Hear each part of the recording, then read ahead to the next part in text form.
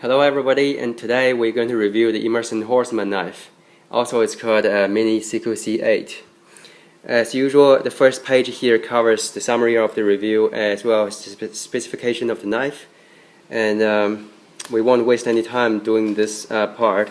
You just have a look at the video description and I'll upload it soon. We're going to jump into the review. It's going to be a long one, so bear with me please. So first off, we're going to start with the positive of this knife. Now first, it's got a very fast deployment feature. This thing here, this little hook, is called the wave feature. Emerson knives are often known for this feature because he designed the knife to be fast deployed. When you put this knife in your pocket, as you pull the knife out of your pants, let's say this is the pocket, and you pull the knife out of your pants, you can catch this wave and deploy the knife as you draw the knife. So basically it's a fast deployment feature. In fact, it's even faster than many of the fixed blade knives because fixed blade knives have to use a retention strap or something to actually retain the knife. So that's a very good feature here, designed for combat use. Now secondly, we've got a very excellent ergonomics.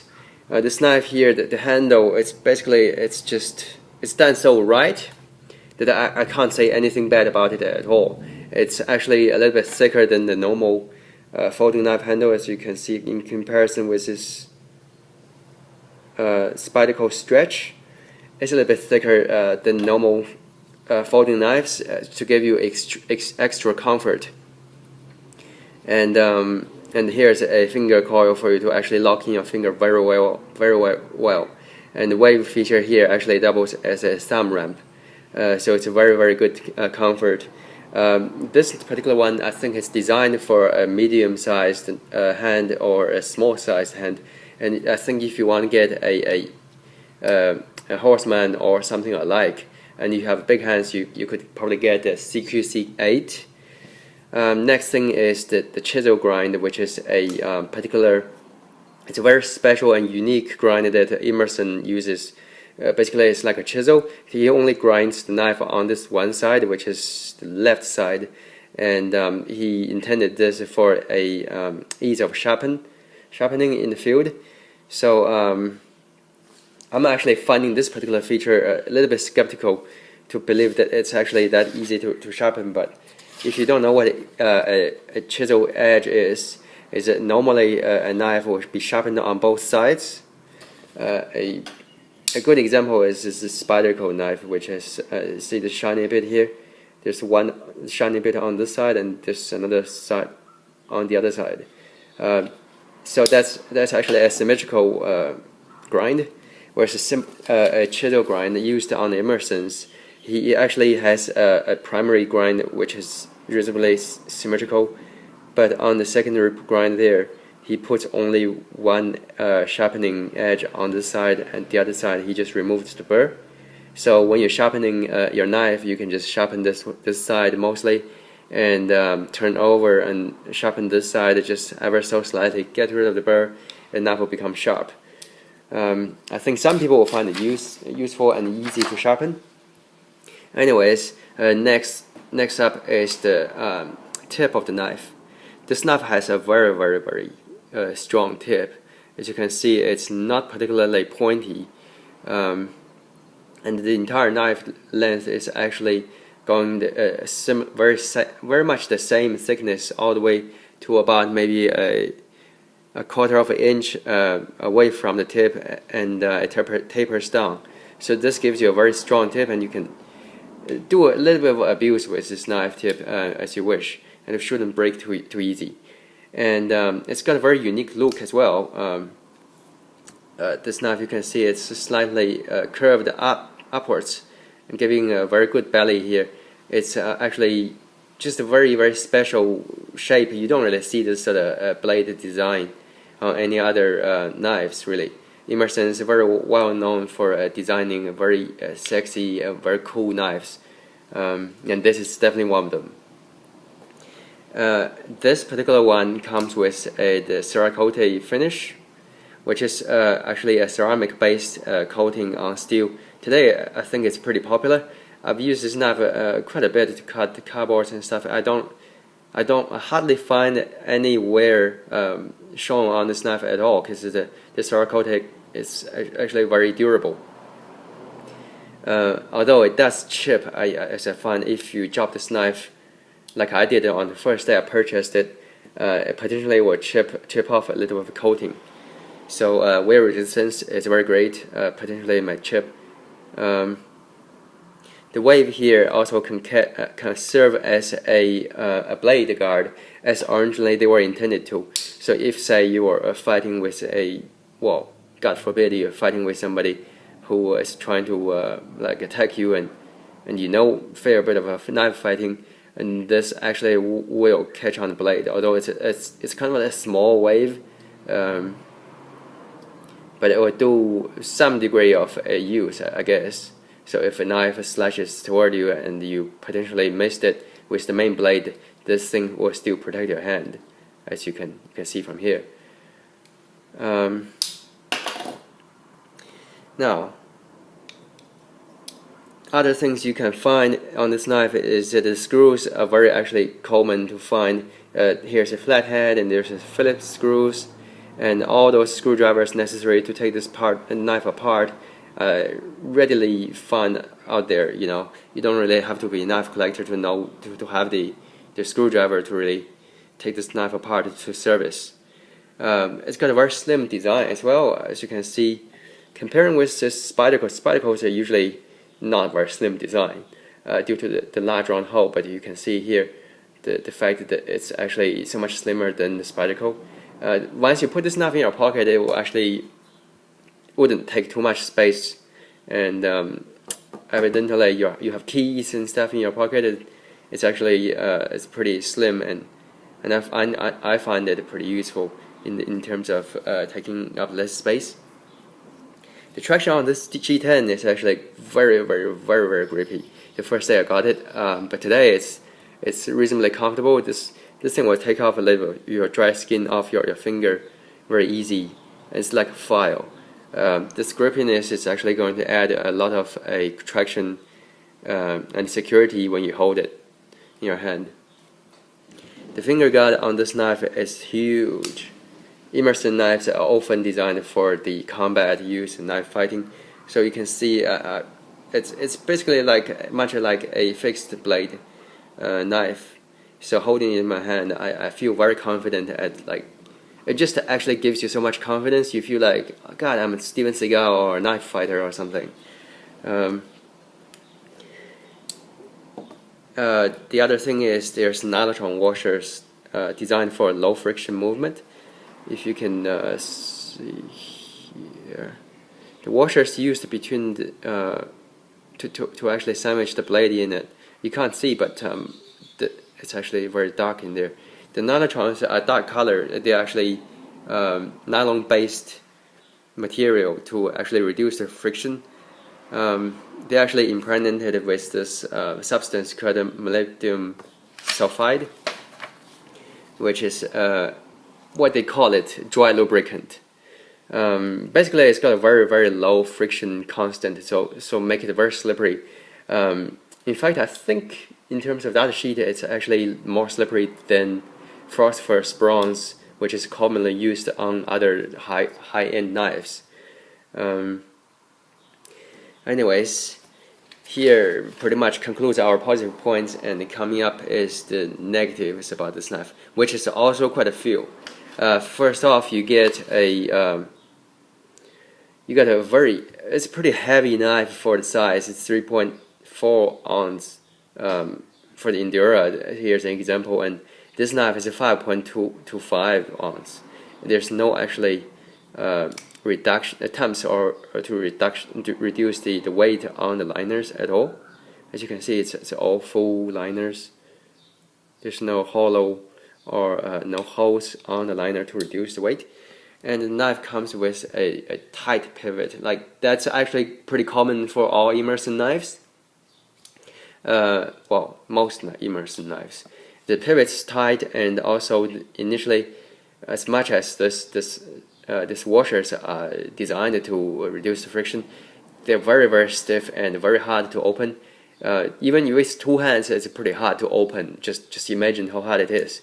I actually loosened this pivot myself, and just so I can play around with the knife, so much easier. But it takes a long time to actually break in. It's got a pretty high price for the kind of material used. It's 154 cm steel and the G10, and this side is titanium alloy liners, and the other side is steel. But it's sort of same price you pay. You can probably get a lot of good knives with s30v with higher quality control. But for me, this knife, some of the features is just irreplaceable, like the knife, the wave feature and the style. So I actually bought this knife in the end. By the way, this is a 2013 model. Let's see if you can focus properly. It's a 2013 model. I've had a 2014 model Vindicator from Emerson knives as well, and it's so much better in quality. Honestly, I think they're probably improving with their quality. Anyways, liner lock is really not considered as super high strength lock. I think most of people would agree, like liner locks amongst probably one of the weaker locks, but it's fun to play. Liner lock, I like liner locks better than back lock, but they are honestly not super tough locks. I mean, I've seen people who use the knife so hard or stab it. The liner lock actually goes all the way this side. Excuse me. All the way this side, and bend the liner is so far that it is actually to the point of no return. These things can break, and for a knife that's designed for knife fighting, I don't actually know, like it's the best idea to use a liner lock. And also Emerson knives actually claim to be the world's #1 hard to use knives. I don't actually know why, particularly due to the knives they build actually are not particularly overbuilt, as some people would call it. This the blade is actually about, I think I measured it to be 1/8 of an inch, and that's pretty common for most of the folding knives of this size, like the Endura. So honestly, I don't know why they make that claim and how they are going to back it up. But the knife, this particular one, like I said, it has the thickness going all the way, most of the length of the blade, which is a pretty good thing to know. Like it's going to increase the strength a little bit. At this particular knife I actually got, I don't want to give them a bad rap, but like it has a lot of quality issues when I first got it. Now first, we've got the pocket clip, like I can show you right now. It moves. See that? The pocket clip itself can move, even though the screws are all tightened up. And the other thing is, one of these screws, I think it's that one. That screw, when I first got it, it was halfway unthreaded, like it was not tightened properly. So I tightened it myself, and I can already tell it's not actually perpendicular to the surface of the liner. When it was first screwed in, it was already on an angle, and when I screwed it in further, it just stripped itself. It hasn't fallen off yet. I've contacted Emerson. They asked me to actually send the knife back. I live in New Zealand, and send it back to USA and back. It's a lot of money to spend, you know. They could have just given me maybe a spare part for the liner, because the liner has to be replaced for the stripped screw. I think either the screw or the liner was just simply the thread was off, it was broken. So that's one other thing. And the knife, when I first got it, it was not super sharp. By the way, it's sharp now because as you can see, this very huge grind I've taken, this huge chunk of steel I've taken off was by me. I've actually sharpened it myself. I regrinded the knife, and now it's reasonably sharp. It's actually way sharper than I ever got it when I first received the knife. So you can see Emerson knives actually had a bad rep a few years ago, but I think recently they must have improved their quality. Tune in for my other review for the Emerson Vindicator knife, which is way sharper and way better quality. There is nothing I can say bad about it. So I've covered those, and the detent on the liner, you may not be able to see this, but you see the liner lock itself has a detent like as usual, and the other side there's a small liner in there as well. But if you close the knife, what you notice is the liner itself does not move any further into the blade, because it does not actually align with the blade. The detent on that, you see right there, the detent doesn't actually go into the blade hole at all. So what this means is, I believe they've made a quality problem there where the detent of the liner does not actually match the hole on the blade. There's a hole on this blade. See the hole there. It should match that. I think the hole is not actually big enough for the tolerance to actually match. So this knife actually has a very, very bad detent. Oh, actually.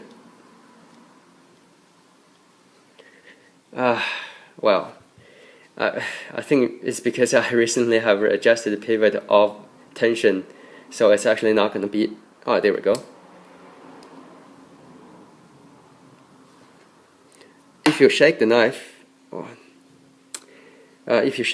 will actually come out by itself.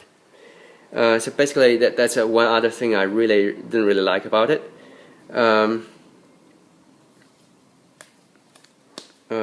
Well, I think one of these standoff screws was loose as well when I first got it. So that was a little bit, but I managed to tighten that one into the blade without too much problem. Next thing is, well, the Emerson wave feature actually is, as much as it's good, it's actually you need to practice it well. I think in a dangerous situation when you're nervous, you may just screw it up, and when you pull out the knife, it will just come out halfway. And when you do actually want to open it by manually, you could just cut your finger on the way. So Emerson wave is great, but I don't actually know if it's going to be a foolproof or failure proof really. And G10 will actually wear out your pants pocket really much. This thing is basically going to it's like a dog chewing up your pants, honestly. Servicing this knife is actually going to be a pain, because I think all Emerson knives must be returned to the manufacturer for repair and services. They do allow you to buy some spare parts, but usually very basic things like the washer or a couple of screws. But they're not going to send you this liner, for example, if it's worn, or in my case, the screws are stripped. The pocket clip is not for left-hand carry. You do have to pay some extra $25 for tap on this left hand, which I think is insane, honestly. Knife of this sort of a price, you should just do it for free for the customers. They should just all come in with 2 tapped holes on both sides, but unfortunately they don't actually do that. Lanyard hole here is very small, although I think this is pretty standard for well, actually look at this. The Endura has a bigger lanyard hole actually. But the point is that they've got lanyard hole, but it's just pretty much as small as it gets for lanyard holes these days.